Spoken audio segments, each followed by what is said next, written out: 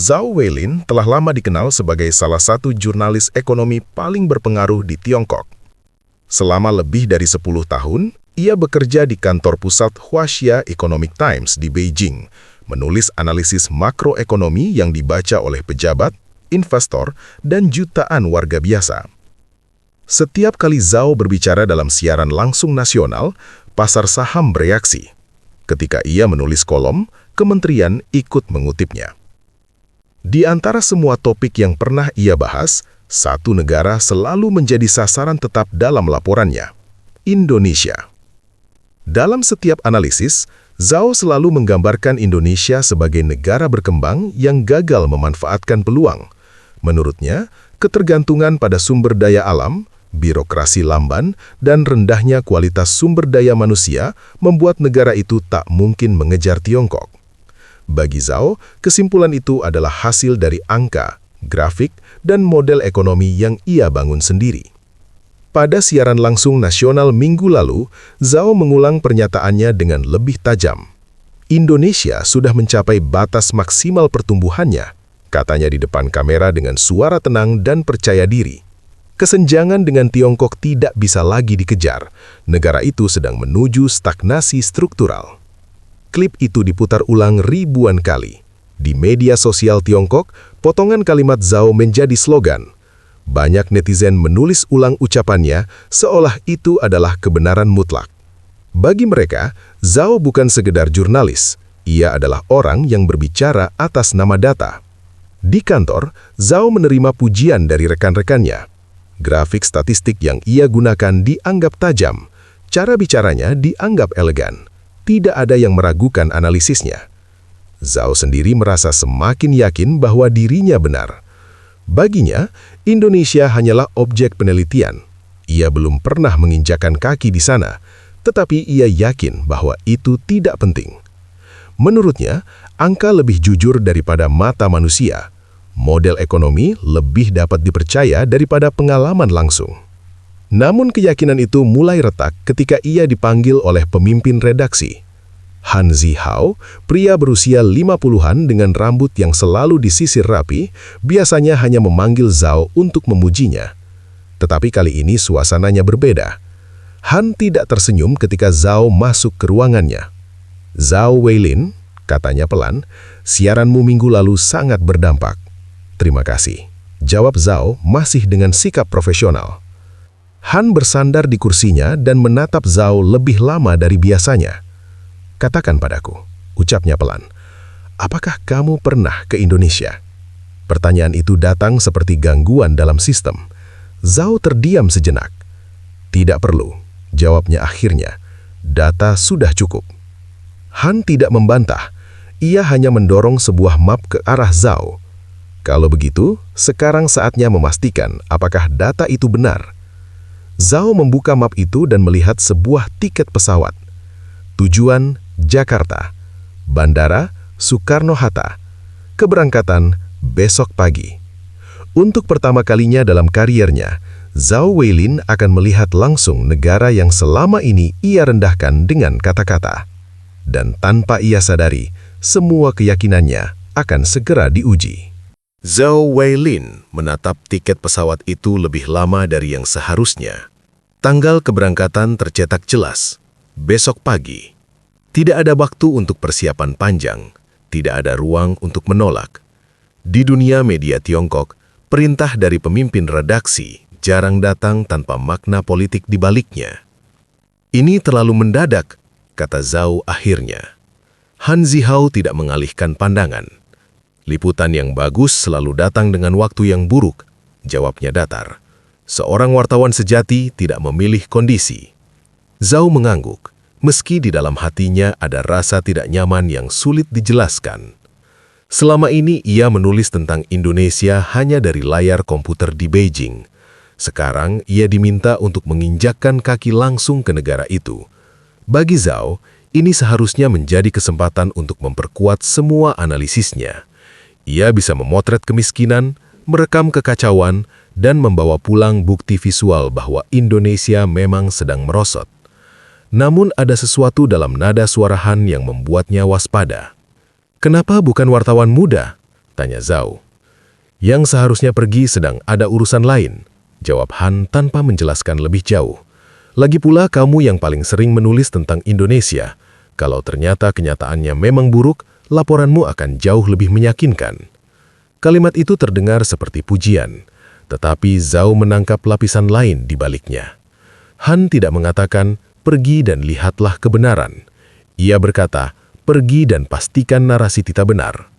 Zhao menyimpan tiket itu ke dalam mapnya. Saya akan berangkat, katanya. Saya akan membuktikan bahwa apa yang saya katakan selama ini benar. Han akhirnya tersenyum tipis. Bagus, itu yang ingin saya dengar. Sore itu Zhao kembali ke mejanya. Rekan-rekannya tidak tahu apa yang baru saja terjadi. Mereka masih sibuk dengan grafik dan laporan pasar. Zhao membuka aplikasi WeChat di ponselnya. Ia tahu bahwa pengikutnya menunggu sesuatu darinya. Ia menulis satu unggahan pendek. Mulai besok saya akan melakukan peliputan langsung di Indonesia. Saya akan mengungkap kondisi ekonomi sebenarnya di sana. Nantikan laporan saya. Dalam hitungan menit, notifikasi berdatangan. Ratusan komentar muncul. Wartawan Zhao, kami percaya padamu. Tolong tunjukkan betapa tertinggalnya Indonesia. Buat dunia tahu betapa hebatnya Tiongkok. Zhao membaca komentar-komentar itu dengan perasaan puas. Dukungan publik memberinya kekuatan. Ia membayangkan bagaimana laporan-laporan lapangan nanti akan semakin memperkuat posisinya sebagai jurnalis nomor 1. Malam itu, Zhao memekap koper. Ia sudah menyusun judul di kepalanya. Di tanah runtuhnya ekonomi Indonesia. Atau mungkin, di jantung negara yang gagal. Judul-judul itu terasa tepat. Baginya, perjalanan ini bukanlah penyelidikan terbuka. Ini hanyalah proses mengumpulkan bukti untuk kesimpulan yang sudah ia buat bertahun-tahun. Sebelum tidur, Zhao menatap layar ponselnya sekali lagi. Komentar-komentar terus mengalir. Semuanya berisi harapan agar ia membuktikan kelemahan Indonesia. Ia tersenyum tipis. Besok, gumamnya, kalian akan mendapatkan apa yang kalian inginkan. Namun di balik keyakinan itu, ada sesuatu yang belum ia sadari. Perjalanan ini tidak akan membuktikan keyakinannya. Perjalanan ini akan menghancurkannya. Pagi itu, Zhao Weilin tiba di Bandara Internasional Beijing jauh lebih awal dari jadwal keberangkatan. Koper kecilnya berisi pakaian seperlunya, laptop, kamera, dan beberapa dokumen kerja. Tidak seperti wartawan lain yang sering merasa tegang sebelum liputan lapangan, Zhao justru merasa tenang. Baginya, perjalanan ini bukan petualangan, melainkan formalitas. Semua yang perlu ia tulis tentang Indonesia, menurutnya, sudah ada di dalam kepalanya. Di ruang tunggu, ia membuka laptop dan meninjau kembali laporan-laporan lamanya. Grafik pertumbuhan, angka ekspor, data produktivitas, semuanya menunjuk pada satu kesimpulan yang sama, Indonesia tertinggal. Ia membandingkan angka-angka itu dengan capaian Tiongkok. Perbedaan itu tampak begitu besar hingga hampir tidak masuk akal bagi Zhao untuk membayangkan bahwa kenyataan di lapangan bisa berbeda. Beberapa jam kemudian, pesawat lepas landas menuju Jakarta. Di udara, Zhao menulis catatan awal untuk liputan ini. Ia sudah menyiapkan kerangka artikel, kesenjangan ekonomi, rendahnya teknologi, dan ketergantungan pada sektor lama. Dalam pikirannya, Indonesia hanyalah studi kasus tentang bagaimana sebuah negara gagal memanfaatkan globalisasi. Ia membayangkan jalan-jalan yang rusak, gedung-gedung tua, dan wajah-wajah lelah dari masyarakat yang terjebak dalam stagnasi. Gambaran itu terasa begitu nyata, seolah ia pernah melihatnya sendiri. Padahal ia belum pernah menginjakan kaki di sana. Sesampainya di Jakarta menjelang sore, Zhao berdiri di lorong pesawat menunggu giliran keluar. Udara hangat menyentuh wajahnya saat pintu dibuka. Ia menarik nafas dalam-dalam, bersiap menghadapi apapun yang akan ia lihat. Di dalam pikirannya, ia berkata pada dirinya sendiri, jangan terpengaruh oleh hal-hal kecil. Bandara mungkin bisa terlihat bagus, beberapa gedung mungkin tampak modern. Itu tidak berarti apa-apa. Yang penting adalah struktur ekonomi. Ia melangkah keluar dari pesawat dan masuk ke terminal.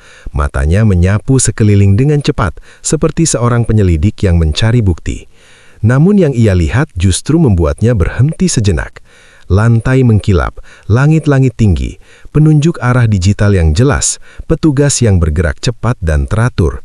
Tidak ada keributan, tidak ada kekacauan seperti yang ia bayangkan. Ini hanya bandara, gumam Zhao. Mereka mungkin memoles bagian ini untuk wisatawan. Ia berjalan menuju imigrasi. Antrian bergerak cepat. Dalam waktu 5 menit, paspornya sudah dicap. Petugas bahkan tersenyum sopan. Itu terlalu efisien untuk ukuran negara yang ia anggap kacau. Zhao menahan diri untuk tidak bereaksi. Ia mengingatkan dirinya bahwa satu lokasi tidak mewakili keseluruhan negara. Di luar terminal, ia naik taksi. Sopirnya, seorang pria paruh baya, menyapanya dalam bahasa Inggris yang cukup lancar. "Dari Tiongkok?" tanyanya ramah. "Ya," jawab Zhao singkat. "Selamat datang di Indonesia. Semoga Anda menikmati waktunya." Mobil melaju masuk ke jalan tol. Zhao menatap keluar jendela. Jalanan tampak bersih, kendaraan bergerak teratur, dan gedung-gedung tinggi mulai muncul di kejauhan. Ini bukan pemandangan yang ia harapkan. Namun alih-alih mengakui keterkejutannya, Zhao justru memperkeras keyakinannya. Ini hanya permukaan, pikir Zhao. Ekonomi tidak bisa disembunyikan di balik jalan yang rapi. Dengan pikiran itu, ia bersandar di kursi taksi, yakin bahwa dalam beberapa hari ke depan, ia akan menemukan bukti yang ia cari. Indonesia, dalam pandangannya, tetaplah negara yang sedang merosot, setidaknya untuk saat ini.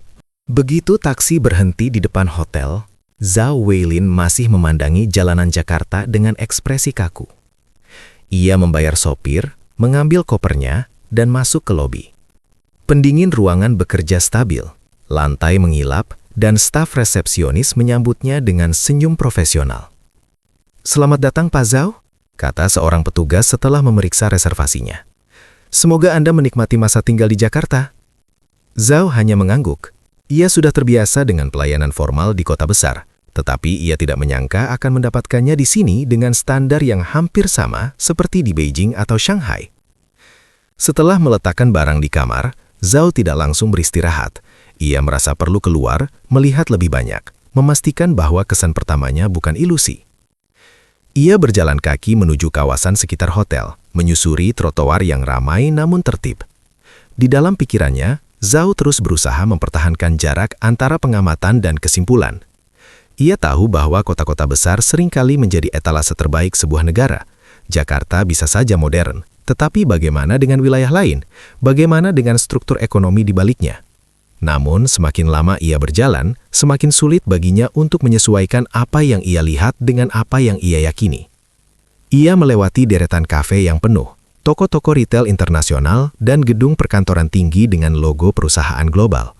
Orang-orang tampak sibuk, berpakaian rapi, dan membawa diri mereka dengan percaya diri.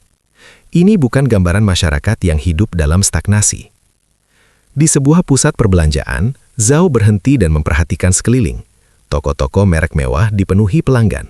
Kasir bekerja cepat, tidak ada tanda-tanda konsumsi yang lesu. "Bagaimana mungkin?" gumamnya. Dalam laporannya selama ini, Indonesia digambarkan sebagai negara dengan daya beli rendah dan kelas menengah yang rapuh. Namun apa yang ia lihat di depan matanya justru menunjukkan vitalitas yang sulit diabaikan. Malam itu, Zhao memutuskan makan di sebuah restoran yang direkomendasikan oleh resepsionis hotel. Ia mengira tempat itu akan sepi, atau setidaknya sederhana. Tetapi ketika tiba, ia mendapati restoran itu penuh. Sebagian besar pengunjung tampak seperti profesional, berpakaian formal, berdiskusi sambil membuka laptop atau dokumen. Zhao duduk sendiri, memesan makanan, dan mengamati sekeliling. Tidak ada yang tampak seperti masyarakat yang sedang tertekan secara ekonomi.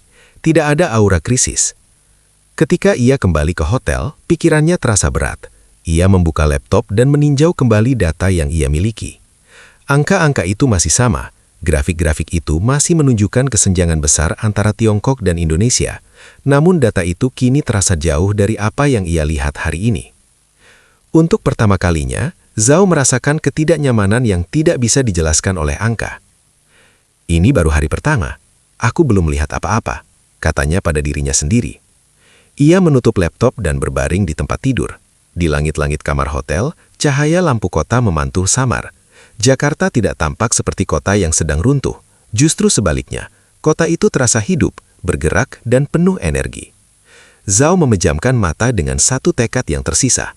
Besok, ia akan mulai peliputan resmi. Ia pasti akan menemukan titik lemah.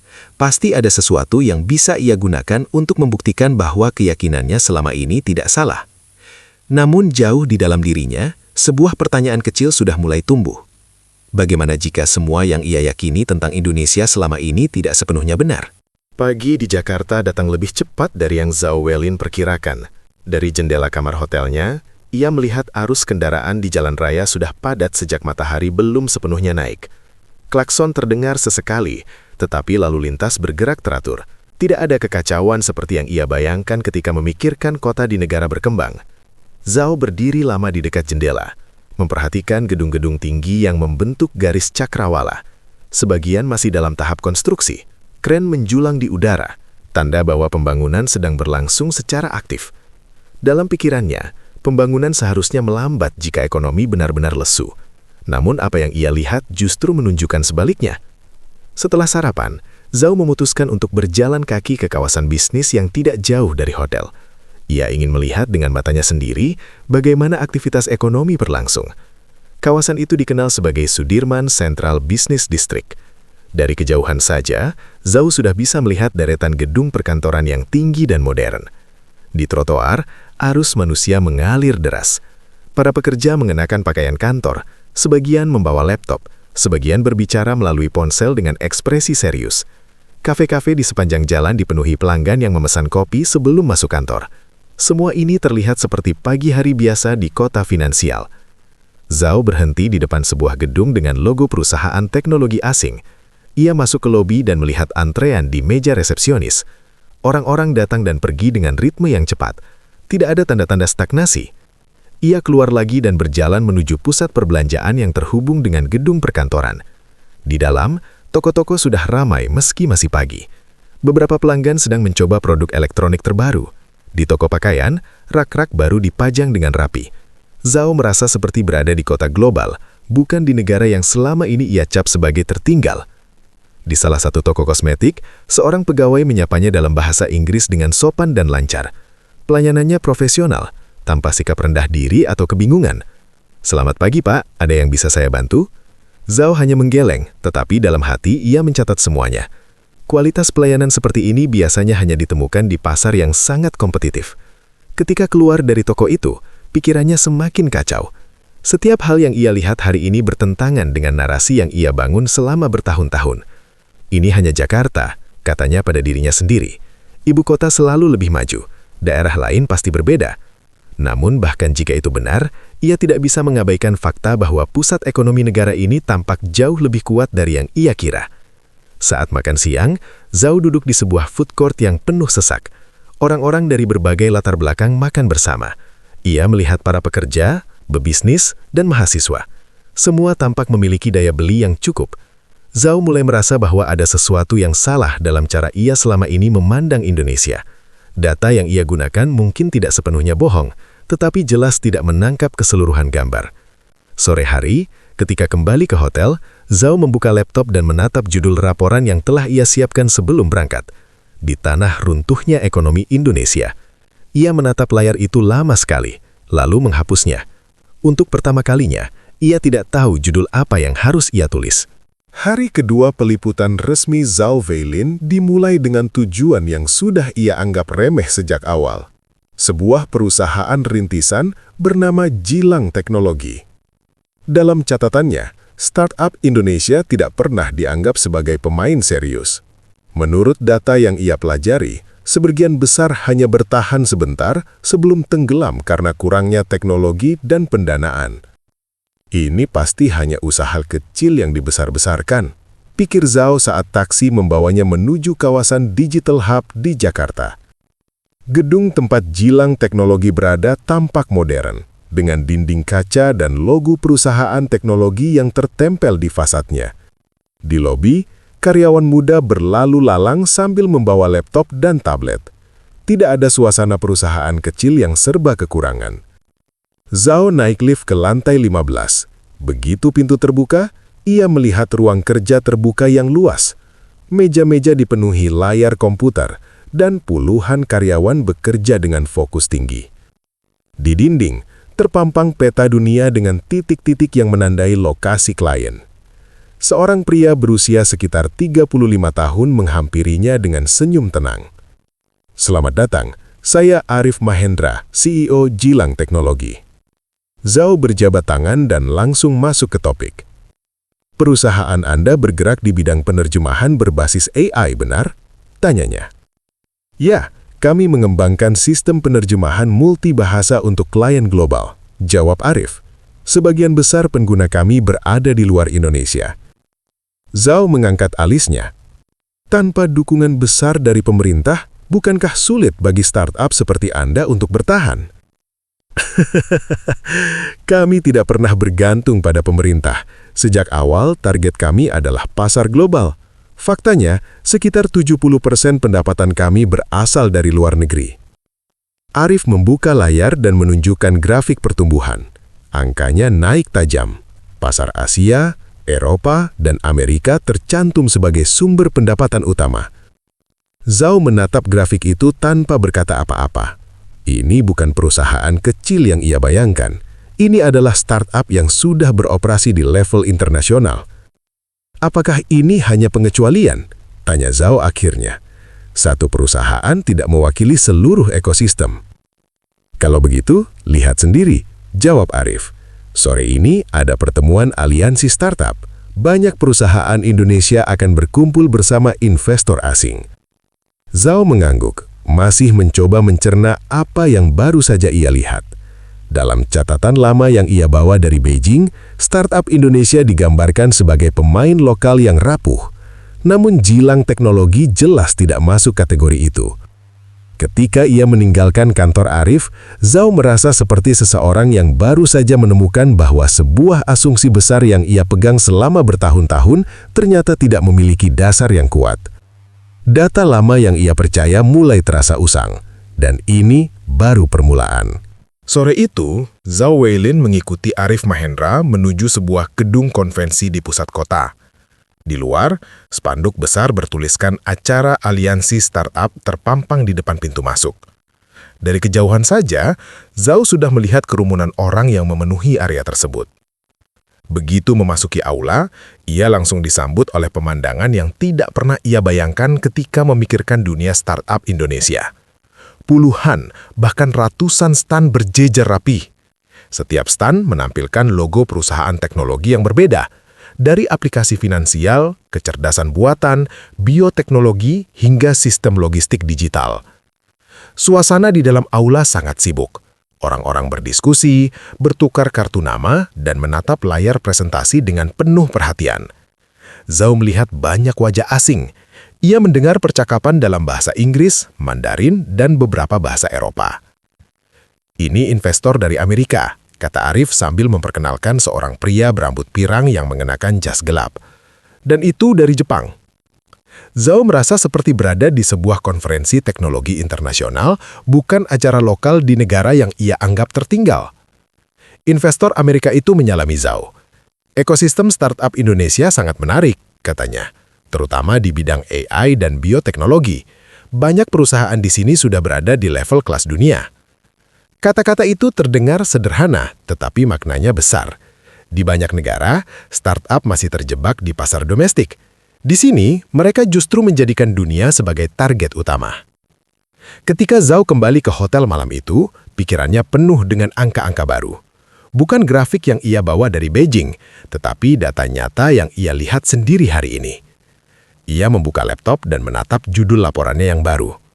Startup Indonesia yang merangkul pasar global. Judul itu terasa jauh lebih dekat dengan kenyataan. Dan itu membuatnya semakin gelisah. Malam itu, Zhao Weilin duduk sendirian di kamar hotel, dikelilingi oleh catatan, foto dan rekaman suara yang ia kumpulkan sepanjang 2 hari terakhir. Layar laptopnya memantulkan wajahnya yang tampak lebih lelah dari biasanya. Ia baru menyadari bahwa pikirannya bekerja jauh lebih keras daripada tubuhnya. Ia membuka kembali laporan-laporan lama yang pernah ia tulis tentang Indonesia. Setiap kalimat terasa kaku, seperti milik orang lain. Dulu ia menulis dengan penuh keyakinan bahwa Indonesia hanyalah pengikut, bukan pelaku utama dalam ekonomi global. Namun sekarang, Setelah melihat langsung ekosistem startup dan dinamika kota Jakarta, keyakinan itu mulai kehilangan pijakan. Zhao mencoba menenangkan dirinya dengan kembali pada angka. Ia membuka tabel statistik yang ia bawa dari Beijing. Produk domestik bruto, pertumbuhan ekspor, investasi asing, semua masih menunjukkan bahwa Tiongkok jauh lebih besar. Tetapi ukuran bukanlah segalanya. Ia baru saja melihat bagaimana perusahaan-perusahaan kecil dari Indonesia bisa bergerak lebih cepat dan lebih bebas. Di luar jendela, lampu kota Jakarta berkelip. Lalu lintas masih ramai meski sudah larut malam. Zhao menyadari bahwa kota ini tidak pernah benar-benar tidur. Ada energi yang terus mengalir, sesuatu yang tidak bisa ditangkap oleh grafik. Ia mengingat percakapan dengan Arif Mahendra. Sejak awal kami menargetkan pasar global. Kalimat itu terus berulang di kepalanya. Di Tiongkok, banyak perusahaan teknologi besar masih terikat oleh kebijakan dan kepentingan domestik. Di sini, startup justru melompat langsung ke dunia. Zhao menutup file lama dan membuka dokumen baru. Ia mulai menulis ulang kerangka laporannya. Kata-kata yang muncul terasa berbeda, tidak lagi penuh vonis, tetapi penuh pertanyaan. Apakah Indonesia benar-benar tertinggal, tulisnya? Ataukah saya yang selama ini melihatnya melalui lensa yang salah? Untuk pertama kalinya dalam kariernya, Zhao meragukan posisinya sendiri sebagai analis. Ia selalu percaya bahwa objektivitas datang dari jarak. Tetapi kini justru karena ia berada jauh, ia mungkin telah kehilangan banyak detail penting. Ia menghapus beberapa paragraf yang dulu ia banggakan. Mereka kini terasa seperti propaganda, bukan jurnalisme. Ketika akhirnya mematikan laptop dan berbaring, Zhao menyadari bahwa sesuatu di dalam dirinya telah berubah. Ia datang ke Indonesia untuk membuktikan bahwa negara ini gagal. Namun sejauh ini, yang ia temukan justru adalah sebuah sistem yang berbeda, tidak sempurna, tetapi penuh vitalitas. Retakan kecil dalam keyakinannya terus melebar. Besok, ia akan mengunjungi Nusantara Precision Electronics. Dalam pikirannya, itulah tempat di mana ia berharap bisa menemukan bukti bahwa Indonesia masih tertinggal di bidang teknologi tinggi. Ia tidak tahu bahwa justru di sanalah keyakinan terakhirnya akan runtuh. Pagi hari ketiga, Zhao Weilin berangkat lebih awal dari hotel. Tujuannya adalah Nusantara Precision Electronics, sebuah lembaga penelitian dan manufaktur teknologi tinggi yang selama ini sering ia kritik dalam kolomnya. Dalam beberapa artikel lama, Zhao menyebut perusahaan itu sebagai pengejar yang tidak akan pernah menyusul raksasa teknologi Tiongkok. Ia berharap tempat ini akhirnya akan mengkonfirmasi semua yang ia yakini. Mobil yang ia tumpangi melaju keluar dari pusat kota menuju kawasan industri berteknologi tinggi. Begitu memasuki area Nusantara Precision, Zhao terdiam. Di hadapannya terbentang kompleks yang luas, jauh lebih besar dari yang ia bayangkan. Gedung-gedung penelitian berdiri berdampingan dengan fasilitas produksi modern. Jalan-jalan internal rapi dan bersih, seperti sebuah kota kecil yang sepenuhnya didedikasikan untuk teknologi. Di gerbang, Zhao harus melalui pemeriksaan keamanan berlapis. Ia menerima kartu pengunjung setelah menyerahkan identitas dan menandatangani perjanjian kerahasiaan. Seorang wanita menyambutnya dengan senyum profesional. "Selamat datang, saya Dr. Leonard Wijaya. Saya akan menemani Anda hari ini." Zhao mengikuti Dr. Leonard memasuki gedung utama. Di dalam, lorong-lorong panjang dipenuhi laboratorium dengan pintu kaca. Para peneliti mengenakan jas putih dan bergerak cepat dari satu ruangan ke ruangan lain. "Pertama, saya akan menunjukkan pameran prototipe," kata Dr. Leonard. "Semua yang Anda lihat di sini belum dirilis ke publik." Mereka berhenti di sebuah ruang besar yang dipenuhi perangkat futuristik. Zhao melihat ponsel lipat, layar yang bisa digulung, dan modul tampilan dengan desain yang belum pernah ia lihat sebelumnya. "Ini prototipe layar lipat generasi baru," jelas Dr. Leonard. "Kami masih menyempurnakannya, tetapi teknologi ini sudah lebih tahan dibandingkan versi yang ada di pasaran." Zhao menatap layar itu dengan serius. Ia pernah meliput teknologi serupa di Tiongkok, tetapi yang ini tampak lebih matang. "Bukankah Huawei dan Xiaomi juga mengembangkan teknologi ini?" tanyanya. "Mereka sedang mencoba, tapi masalah ketahanan layar masih belum mereka selesaikan. Kami sudah mencapai lebih dari 100.000 kali lipatan tanpa kegagalan." Angka itu membuat Zhao terdiam. Itu bukan klaim kecil. Mereka melanjutkan ke laboratorium semikonduktor. Di sana, mesin-mesin besar berdengung lembut, memproses wafer silikon dengan presisi tinggi. Ini modul proses 3 nanometer generasi berikutnya. Hanya sedikit tempat di dunia yang memiliki teknologi ini. Zhao merasa tenggorokannya kering. Ia tahu betul betapa sulitnya mencapai level ini. Tiongkok sendiri masih berjuang keras di bidang tersebut. Dalam satu pagi, Nusantara Precision Electronics telah menghancurkan lebih banyak asumsi Zhao daripada yang ia bayangkan. Zhao Weilin berdiri lama di depan panel kaca laboratorium semikonduktor itu. Mesin-mesin besar bekerja dalam senyap, hanya suara halus yang terdengar seperti nafas panjang teknologi.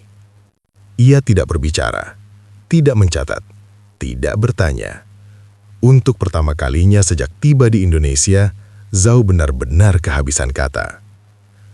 Dr. Leonard Wijaya berdiri di sampingnya, membiarkan keheningan itu berlangsung. Ia tahu, momen ini tidak membutuhkan presentasi tambahan. Teknologi seperti ini, ujar Leonard akhirnya dengan suara rendah namun pasti, tidak bisa dibangun dalam 1 dekade. Ini hasil dari 2, bahkan 30 tahun kerja yang tidak terlihat. Zhao menoleh perlahan. Tapi di luar sana, katanya ragu, narasi yang berkembang mengatakan Indonesia hanya peniru, pengguna teknologi, bukan pencipta. Leonard tersenyum tipis. Narasi selalu datang dari tempat yang bising. Riset datang dari tempat yang sunyi. Kalimat itu terasa sederhana, tetapi menghantam Zhao tepat di dada. Ia teringat laporan-laporan lamanya, grafik yang dipilih dengan hati-hati, kutipan yang disaring, dan kesimpulan yang selalu mengarah ke satu arah. Indonesia tertinggal. Selama bertahun-tahun, ia menyebutnya objektivitas. Kini, kata itu terasa rapuh. Mereka berpindah ke ruang diskusi. Di sana, Leonard memaparkan peta waktu pengembangan teknologi, fase kegagalan, pengulangan riset, pendanaan yang hampir runtuh, hingga titik stabilitas yang akhirnya dicapai. Teknologi bukan soal siapa paling keras bicara, tapi siapa paling lama bertahan. Zhao duduk dan menatap peta itu lama. Di benaknya, satu demi satu lapisan keyakinannya runtuh. Ia menyadari bahwa banyak analisisnya dibangun bukan dari kebohongan terang-terangan, melainkan dari penyederhanaan yang disengaja. Ia memilih sudut pandang yang nyaman. Ia mengabaikan proses yang tidak mudah diukur. Dan yang paling menyakitkan, ia menyadari bahwa semua itu ia lakukan dengan sadar. Ketika tur berakhir, Zhao berjalan sendirian menyusuri koridor panjang Nusantara Precision Electronics. Tidak ada slogan patriotik di dinding. Tidak ada klaim bombastis, hanya grafik riset, foto tim peneliti, dan catatan kegagalan yang dipajang terbuka. Di luar gedung itu, matahari siang menyinari kompleks riset itu dengan tenang. Zhao berhenti, mengeluarkan ponselnya, dan membuka WeChat. Puluhan pesan masuk dari pengikutnya. Mereka menunggu laporan yang telah dijanjikannya. Laporan yang akan kembali menegaskan bahwa Indonesia gagal.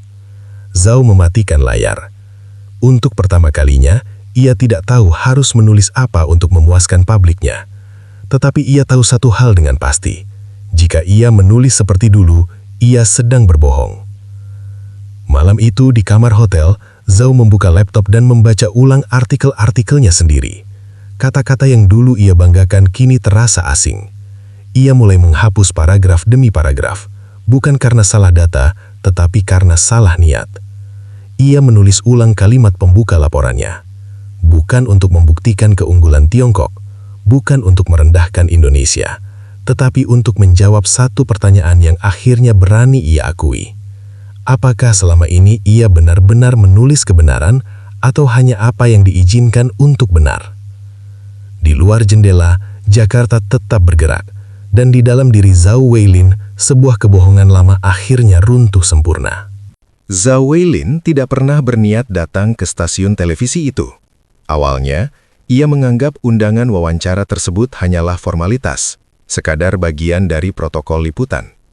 Namun begitu ia melangkah masuk ke gedung sederhana yang menjadi kantor redaksi stasiun TV Nasional Indonesia itu, ia langsung merasakan sesuatu yang asing. Bukan kesederhanaan gedungnya, bukan pula peralatan siarannya, melainkan suasana. Di ruang redaksi, layar televisi menampilkan cuplikan berita yang sedang tayang.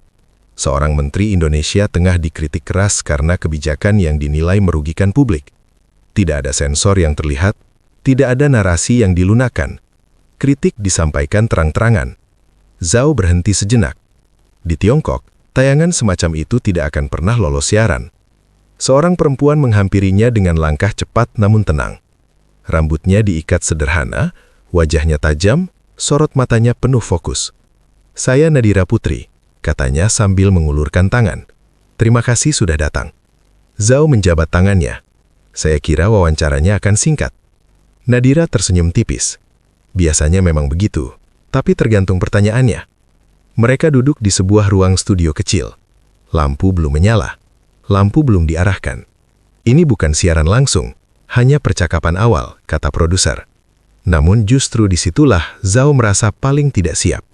"Saya membaca beberapa tulisan Anda," ujar Nadira sambil membuka tablet. "Tentang ekonomi Asia, tentang Indonesia." Zhao mengangguk. Refleks profesionalnya masih bekerja. "Saya menulis berdasarkan data." "Saya percaya itu," jawab Nadira cepat.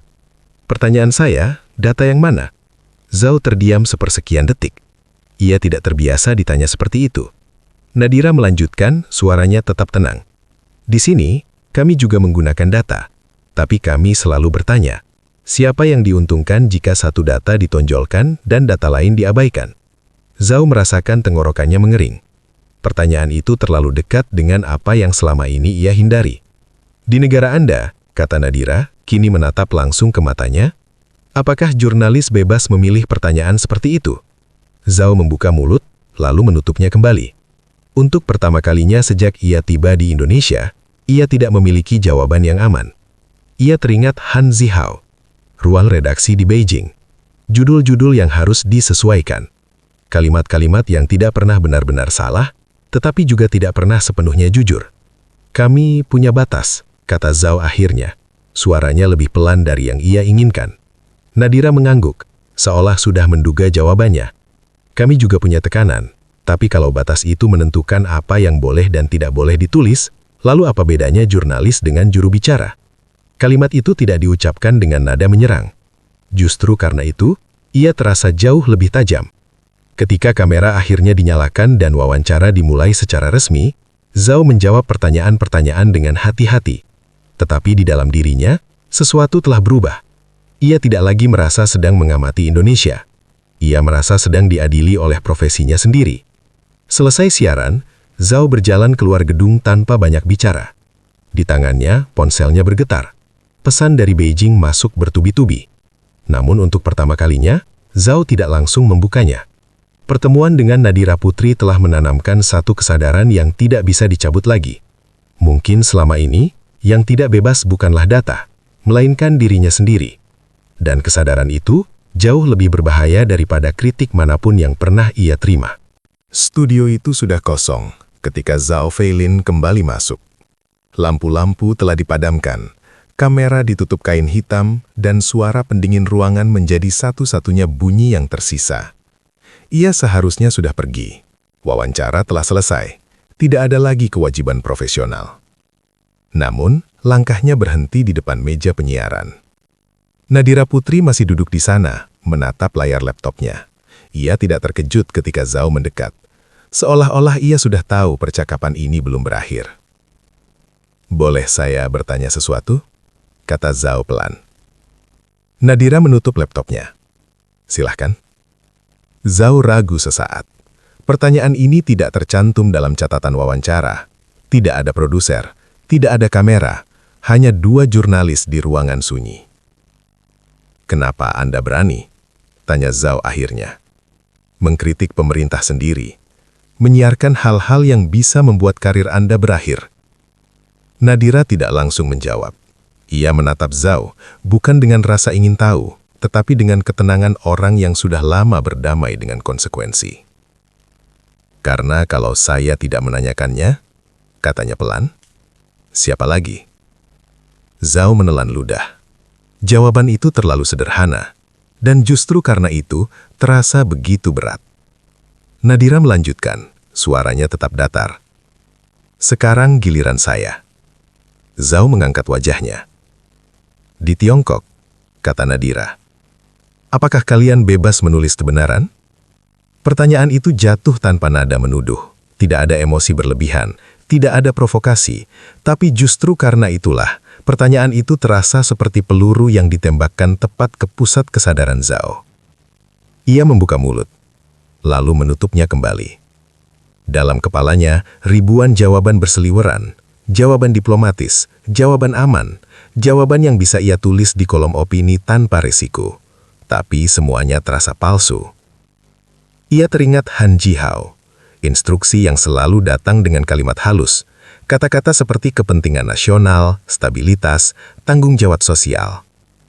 Tidak pernah ada larangan tertulis, hanya batas tak kasat mata yang tidak boleh dilanggar. Kami menulis apa yang diizinkan, kata Zhao akhirnya. Kata-kata itu keluar pelan, hampir seperti pengakuan. Nadira tidak tersenyum, tidak juga mengangguk. Ia hanya berkata, "Lalu apa bedanya itu dengan diam?"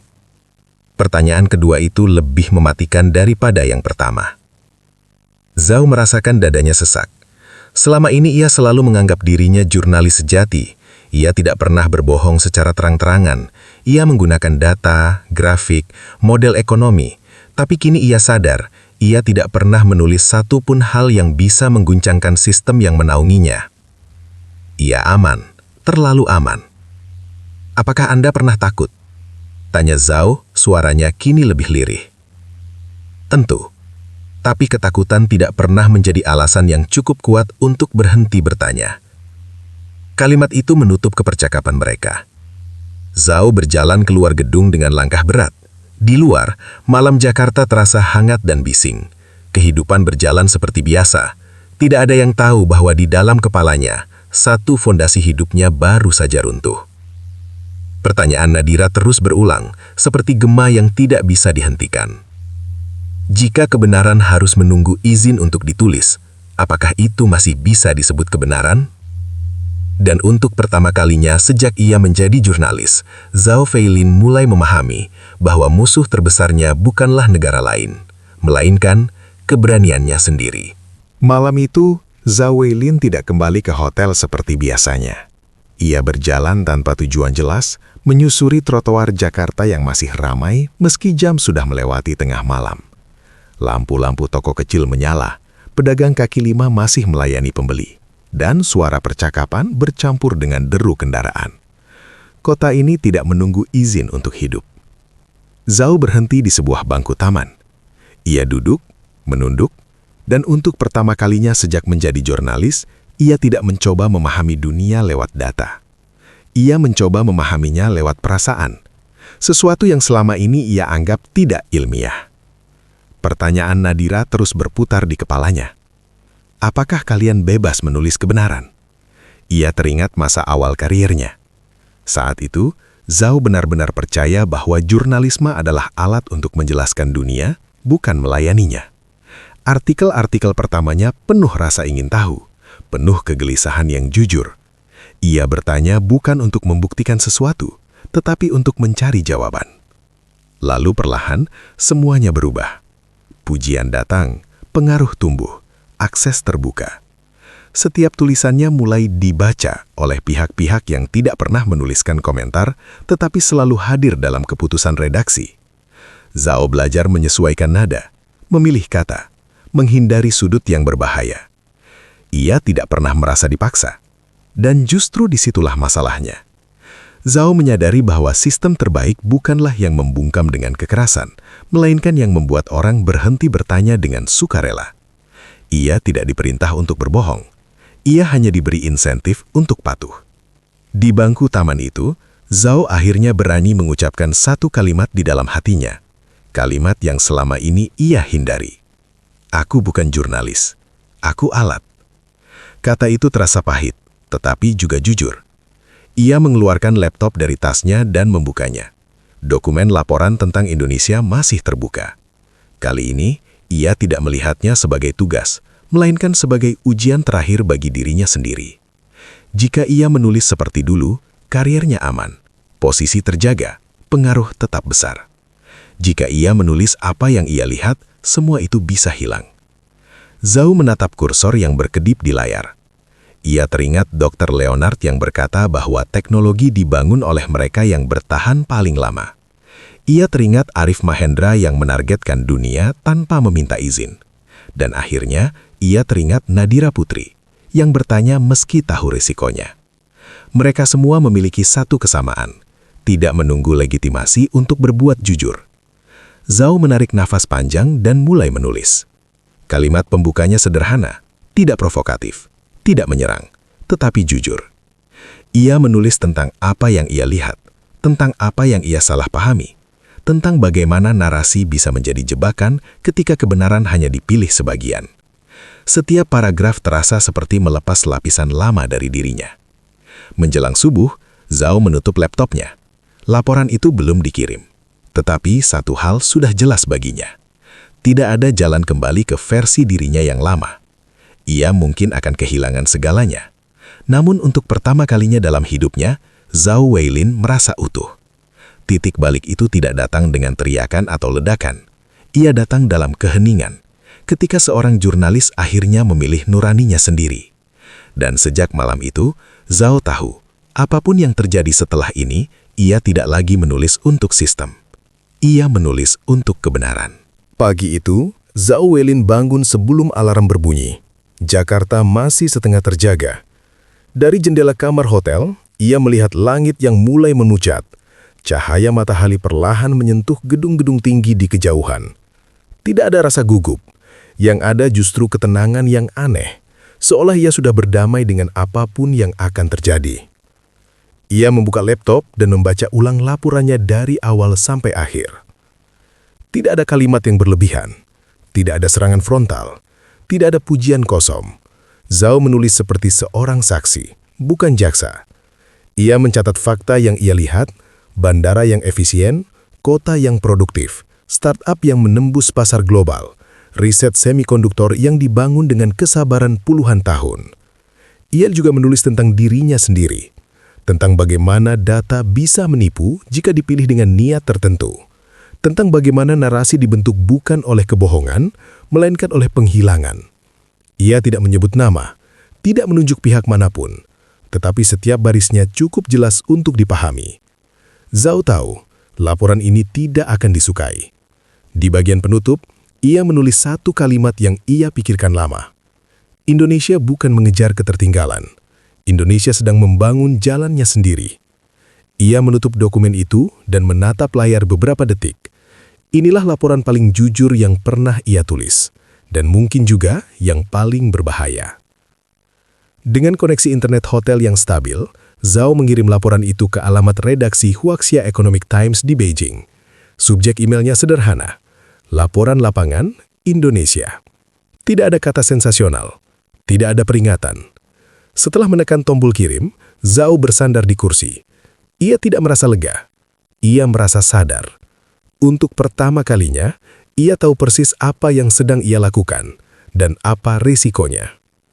Kurang dari 2 jam kemudian, ponselnya bergetar. Nama Han Zihao muncul di layar. Zhao menatapnya beberapa detik sebelum menjawab. "Kau sudah mengirimkannya?" Suara Han terdengar dingin, tanpa basa-basi. "Ya, itu laporan saya." Di seberang sana, hening sejenak. "Apakah kau membaca ulang sebelum mengirim?" tanya Han. "Tentu." "Dan kau tetap memilih kata-kata itu?" Zhao menghela nafas. "Saya menulis apa yang saya lihat." Nada Han berubah. Lebih rendah, lebih berbahaya. "Zhao Weilin, kau tahu bagaimana laporan seperti ini akan dibaca. Ini tidak sesuai dengan garis redaksi." "Garis redaksi atau kenyataan?" tanya Zhao pelan. Kalimat itu memutus kesabaran Han. "Kau terlalu jauh," katanya tajam. "Indonesia bukan subjek yang netral. Ini soal persepsi, soal posisi kita." Zhao memandang keluar jendela. Kota Jakarta bergerak seperti biasa. Tidak ada yang tahu bahwa satu laporan sedang memicu ketegangan ribuan kilometer jauhnya. "Kalau begitu," kata Zhao perlahan, "berarti masalahnya bukan pada laporan saya." Han tidak menjawab langsung. Ketika ia berbicara lagi, suaranya kembali datar. "Zhao Weilin, Kau akan segera mendapat arahan selanjutnya. Jangan bertindak sendiri. Sambungan terputus. Zhao menutup ponselnya. Ia tahu laporan itu kini bukan lagi miliknya. Ia telah menjadi objek pertarungan antara fakta dan kepentingan, antara jurnalisme dan kekuasaan. Dan Zhao Weilin berada tepat di tengahnya. Apapun yang akan terjadi selanjutnya, ia sudah melangkah melewati batas yang tidak bisa ditarik kembali. Telepon dari Beijing datang sore itu, ketika Zhao Weilin sedang menatap layar kosong laptopnya. Ia sudah menduga panggilan itu tidak akan membawa kabar baik. Tetapi ketika nama Han Zihao kembali muncul, ada sesuatu dalam dadanya yang mengeras, bukan karena takut, melainkan karena kesiapan. Ia mengangkat telepon. "Kau harus merevisi laporan itu," kata Han tanpa salam. Suaranya dingin, terkontrol, seperti biasa. Total. Zhao tidak langsung menjawab. "Beberapa bagian harus dihapus," lanjut Han. "Bagian tentang teknologi semikonduktor, startup global, media bebas. Fokuskan saja pada ketimpangan, resiko politik, dan ketergantungan Indonesia pada modal asing." Zhao menarik nafas pelan. "Itu tidak sesuai dengan apa yang saya lihat." "Yang kau lihat bukanlah mandatmu," balas Han cepat. "Mandatmu adalah menjaga narasi." Kata itu, narasi, terdengar lebih jujur daripada istilah apapun yang pernah Han gunakan sebelumnya. "Indonesia harus tetap terlihat tertinggal," lanjutnya. "Dan Tiongkok harus tetap terlihat unggul. Itu garisnya. Kau tahu itu sejak awal." Zhao menutup matanya sejenak. Ia teringat malam di bangku taman. Laporan yang ia tulis dengan jujur. Wajah-wajah yang ia temui. Arif, Leonard, Nadira. Semua itu tidak bisa begitu saja dihapus dengan satu perintah. "Kalau saya tidak melakukannya?" tanya Zhao. Hening sejenak di ujung sana. "Kau bukan wartawan independen," kata Han akhirnya. "Kau bekerja untuk institusi. Jangan membuat kesalahan yang tidak perlu." Itu bukan ancaman langsung. Tidak perlu. Zhao sudah cukup lama berada di sistem itu untuk tahu apa arti kalimat tersebut. Reputasi bisa dihancurkan tanpa suara. Karier bisa lenyap tanpa pengumuman. "Kau jurnalis terbaik yang kami punya," lanjut Han. Nada suaranya kini lebih halus. "Jangan rusak semua itu hanya karena emosi sesaat." Emosi? Zhao hampir tertawa. Jika ini emosi, pikirnya, maka selama ini ia hidup dalam mati rasa. "Saya minta waktu," kata Zhao. "Kau punya sampai tengah malam," jawab Han. "Besok pagi, laporan versi baru harus masuk." Sambungan terputus. Zhao menatap ponselnya lama. Di layar laptop, laporan aslinya masih terbuka. Setiap paragraf terasa seperti saksi bisu, menunggu vonis. Jika ia mengubah laporan itu, semuanya akan kembali normal. Artikelnya akan tayang, namanya akan dipuji, pengikutnya akan bersorak. Ia akan kembali menjadi Zhao Weilin yang lama, aman, berpengaruh, dan kosong. Jika ia menolak, tidak ada jaminan apapun. Malam mulai turun di Jakarta. Dari jendela hotel, lampu-lampu kota menyala satu persatu. Kota ini tidak tahu bahwa seorang jurnalis asing sedang memutuskan arah hidupnya. Zhao duduk di depan laptop dan membuka dokumen baru. Judulnya sudah disiapkan oleh redaksi Beijing. Judul yang penuh insinuasi dan ketakutan. Ia menatapnya lama. Lalu, perlahan, ia menutup dokumen itu tanpa menyentuh satu huruf pun. Jam di sudut layar menunjukkan pukul 22.47. Waktu terus berjalan, dan Zhao Weilin tahu, apapun pilihannya malam ini, tidak akan ada jalan kembali. Malam itu terasa lebih lambat dari biasanya. Zhao Weilin duduk di tepi tempat tidur kamar hotelnya tanpa menyalakan lampu. Hanya cahaya kota Jakarta yang masuk melalui jendela, membelah ruangan dengan garis-garis tipis berwarna jingga. Jam dinding berdetak pelan, tetapi setiap detiknya terasa seperti beban. Ia tidak tidur. Ia juga tidak mencoba tidur. Ponselnya tergeletak di meja, layar menghadap ke atas. Tidak ada pesan baru, tidak ada panggilan. Keheningan itu jauh lebih menekan daripada ancaman terbuka. Zhao tahu, sistem sedang menunggu, seperti predator yang diam sebelum menerkam. Dalam pikirannya, dua masa depan bertabrakan. Di masa depan pertama, Zhao menuruti perintah. Ia mengirim versi laporan yang telah disesuaikan. Esok hari, namanya kembali muncul di layar televisi nasional. Analisisnya dipuji, pengaruhnya tetap utuh. Ia kembali menjadi suara yang dipercaya, meski ia sendiri tahu kepercayaan itu dibangun di atas penghilangan. Di masa depan kedua, Zhao tidak patuh. Tidak ada artikel yang terbit atas namanya. Tidak ada pembelaan publik, hanya bisikan internal, lalu keheningan yang lebih panjang. Karirnya berakhir tanpa pengumuman. Ia menghilang perlahan, seolah tidak pernah ada. Tidak ada masa depan ketiga. Zhao berdiri dan berjalan mondar-mandir di kamar.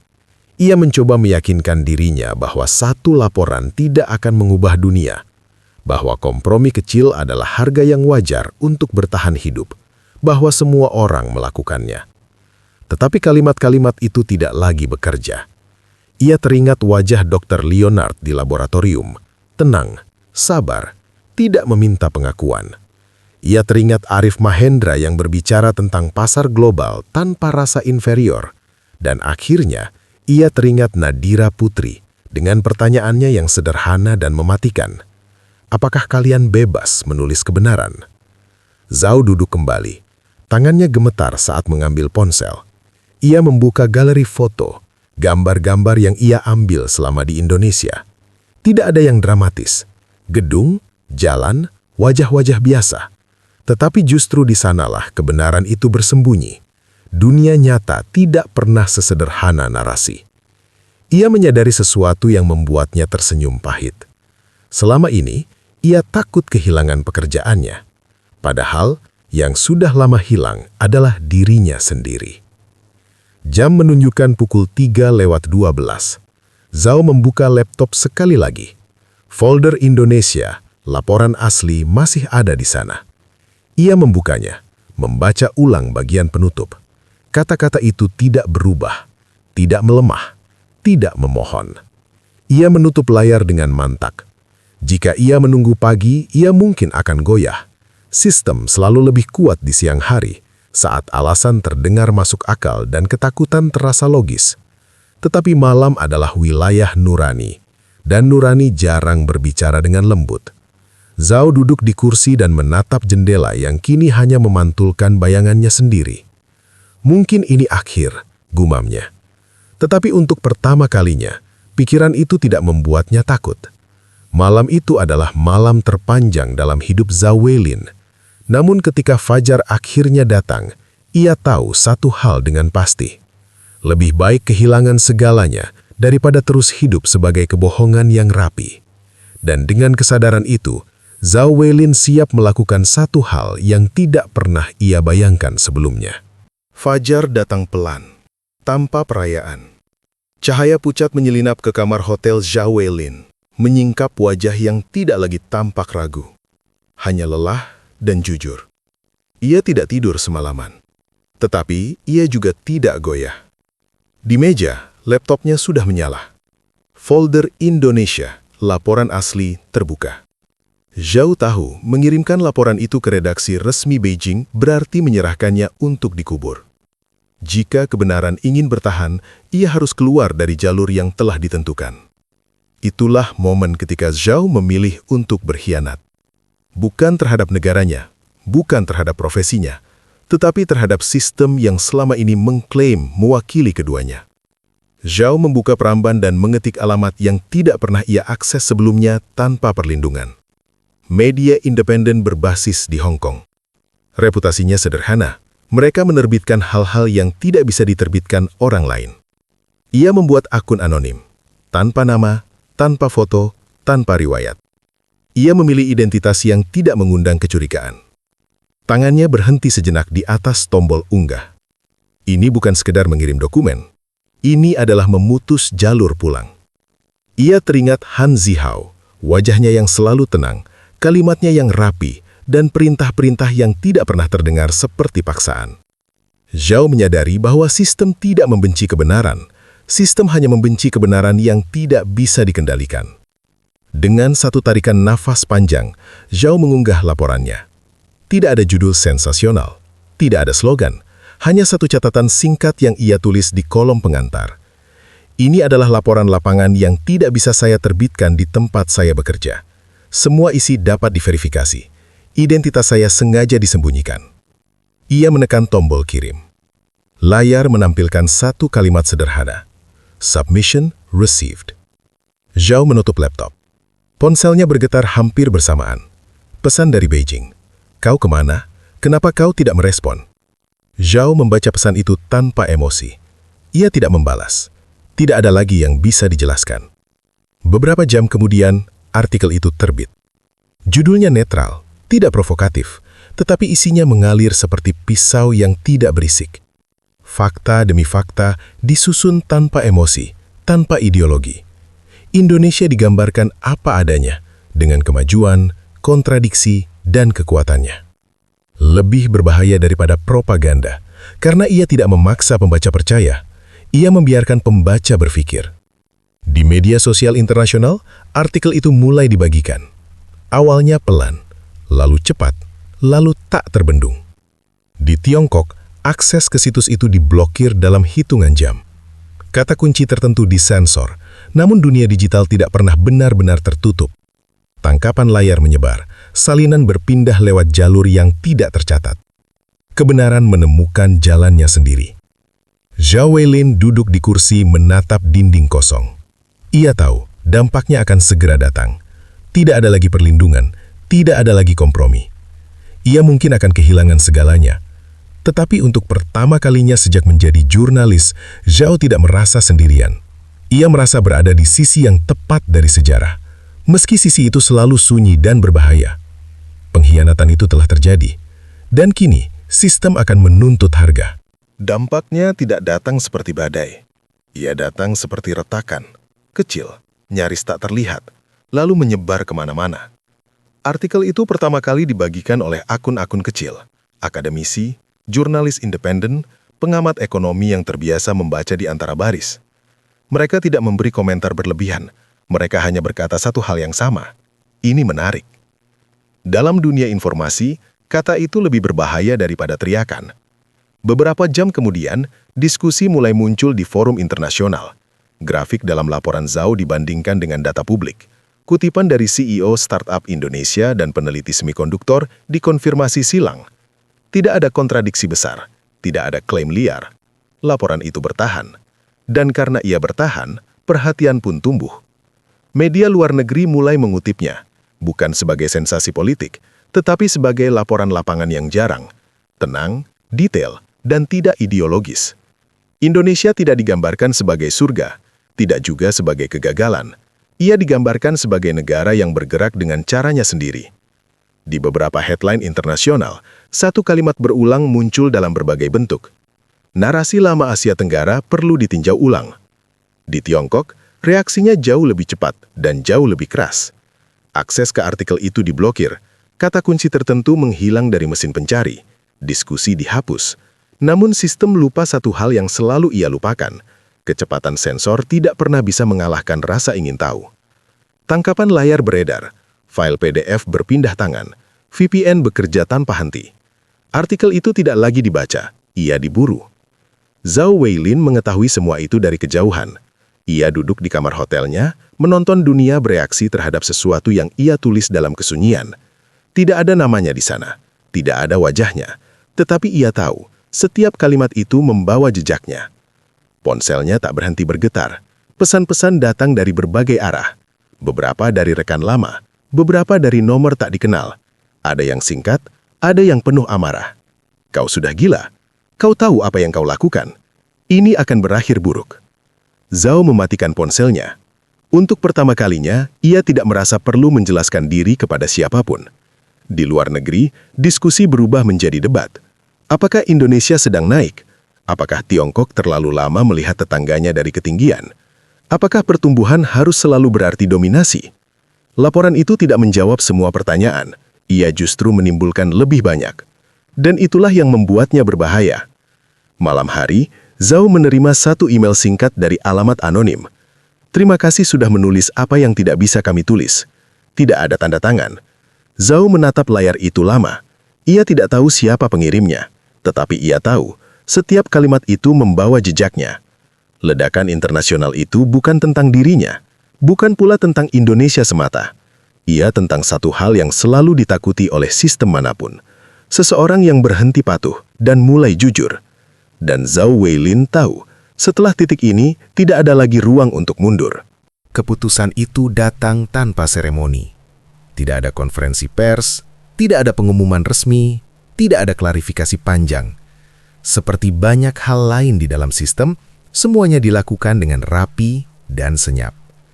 Zhao Weilin menerima email singkat dari Departemen Sumber Daya Manusia Huaxia Economic Times. Subjeknya netral, isinya dingin. Akses Anda ke sistem redaksi telah dinonaktifkan. Seluruh kerjasama dihentikan efektif hari ini. Tidak ada alasan, tidak ada penjelasan. Zhao membaca email itu sekali, lalu menutup laptopnya. Ia sudah tahu ini akan terjadi. Namun mengetahui tidak membuatnya lebih ringan. 10 tahun karier, rapat, siaran, artikel, grafik, berakhir dalam satu paragraf pendek. Beberapa menit kemudian, ponselnya kembali bergetar. Kali ini dari Han Jihao. "Kau sudah melampaui batas," kata Han tanpa basa-basi. Tidak ada lagi nada membimbing, tidak ada lagi kepura-puraan. "Aku menulis apa yang kulihat," jawab Zhao pelan. "Itu bukan tugasmu. Tugasmu adalah menjaga stabilitas. Kau telah merusaknya." Zhao tersenyum tipis. "Atau mungkin aku hanya menunjukkan bahwa stabilitas itu rapuh." Hening sejenak di seberang sana. "Kau mengerti konsekuensinya?" tanya Han. "Sekarang aku mengerti," jawab Zhao. Panggilan itu berakhir tanpa salam. Hari itu juga, wajah Zhao Weilin menghilang dari layar televisi. Artikel-artikelnya perlahan diturunkan dari arsip daring. Namanya masih ada, tetapi tanpa tautan, tanpa konteks. Seolah-olah ia tidak pernah benar-benar ada. Beberapa kolega lama mengirim pesan singkat. Sebagian berhenti di tengah percakapan. Sebagian lain tidak pernah membalas. Tidak ada yang berani bertanya terlalu jauh. Zhao tidak menyalahkan mereka. Malam itu, Zhao duduk sendirian di kamar hotelnya. Koper sudah terisi, tiket kepulangan ada di meja.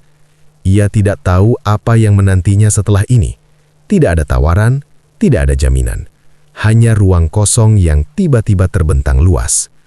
Namun anehnya, ia tidak merasa kalah.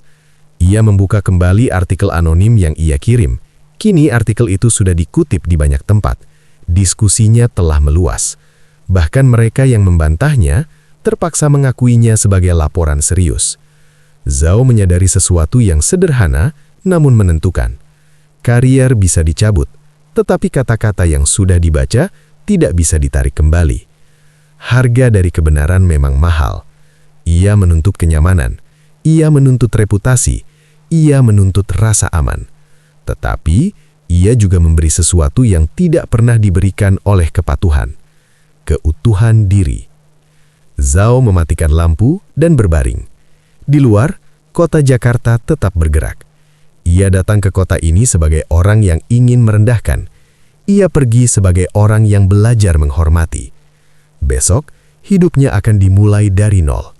Dan untuk pertama kalinya, Zhao Weilin siap membayarnya. Pesawat lepas landas saat matahari pagi baru naik di balik awan. Zhao Weilin duduk di dekat jendela, menatap kota yang perlahan mengecil di bawahnya. Jakarta tidak memberinya janji, tidak pula menawarkan pengampunan. Kota itu hanya menunjukkan dirinya apa adanya. Dan itu sudah cukup untuk mengubah hidup seseorang. Di dalam saku jasnya, Zhao menggenggam sebuah miniatur kecil berbentuk Monas. Hadiah sederhana yang ia beli tanpa rencana, di sebuah kios kecil dekat hotel, pada malam terakhirnya. Ia tidak tahu mengapa membelinya. Mungkin karena Monas berdiri tanpa perlu berteriak, atau karena monumen itu dibangun untuk mengingat, bukan untuk menaklukkan. Pesawat menembus awan. Zhao menutup mata. Hidupnya kini tanpa label, tanpa jabatan, tanpa akses. Nama besarnya di Tiongkok telah lenyap seperti jejak di pasir. Namun anehnya, beban di dadanya juga ikut hilang. Ia tidak lagi membawa dua wajah. Satu untuk publik, satu untuk nurani. Beberapa hari setelah pemecatannya, sebuah email masuk ke kotak masuk yang hampir ia hapus. Kami membaca laporan Anda. Jika Anda bersedia bekerja tanpa sensor, pintu kami terbuka. Tidak ada logo besar. Tidak ada janji gaji tinggi. Hanya satu kalimat tambahan yang membuat Zhao tersenyum. Kami membutuhkan jurnalis, bukan juru bicara. Zhao menerima tawaran itu tanpa ragu. Kini di udara, ia menyadari bahwa kelahiran kembali tidak selalu datang dengan sorak-sorai. Kadang ia datang dalam diam, ketika seseorang akhirnya berdamai dengan pilihan yang paling ia takuti. Ia membuka laptop dan mulai menulis. Bukan opini, bukan analisis makro. Ia menulis tentang proses. Tentang bagaimana kebenaran seringkali tidak dramatis, tetapi selalu keras pada mereka yang tidak siap menerimanya. Tentang Indonesia yang tidak sempurna, namun berani berjalan tanpa menunggu izin. Tentang sistem yang kuat, dan individu yang memilih jujur meski kalah. Tulisan itu tidak akan viral, Zhao tahu itu. Tetapi ia juga tahu, tulisan yang jujur tidak mencari tepuk tangan. Ia mencari pembaca yang tepat. Ketika pesawat mendarat, Zhao berdiri dan mengambil kopernya. Ia bukan lagi Zhao Weilin, jurnalis bintang televisi. Ia adalah Zhao Weilin, seorang penulis yang kembali ke titik awal dengan mata yang lebih jernih. Di luar bandara, udara terasa asing namun segar. Ia menggenggam miniatur Monas itu sekali lagi, lalu menyimpannya di saku. Bukan sebagai kenang-kenangan, melainkan sebagai pengingat bahwa kebenaran tidak selalu membuat seseorang menang, tetapi tampaknya tidak ada yang benar-benar hidup. Zhao melangkah maju, bukan untuk menjadi besar lagi, melainkan untuk tetap jujur. Dan di sanalah, untuk pertama kalinya, ia benar-benar lahir kembali.